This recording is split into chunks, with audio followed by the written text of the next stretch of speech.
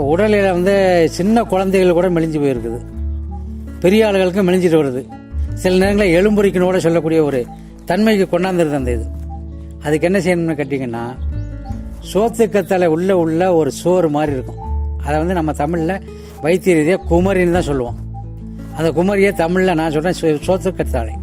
அந்த சோற்றுக்கட்டையில் இருக்கக்கூடிய சோறை 7 தடவை அலசியம்னா சுரைக்காய் அறுத்தோம்னா எப்படி இருக்குமோ அந்த மாதிரி.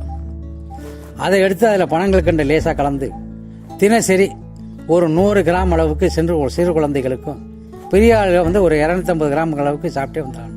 இந்த உடம்புல உள்ள காங்கையெல்லாம் உஷ்ணம்லாம் தணிந்து ஜலி குறைஞ்சி உடம்பு பருமனாகக்கூடிய தன்மை வந்துடும்.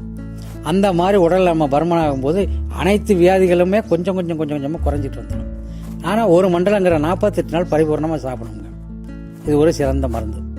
சோத்துக்கத்தாழை, பனங்கள் கண்டு இரண்டையும் கலந்து சாப்பிட்டால உடல் பருமன் கொடுக்கும். இது மருந்து.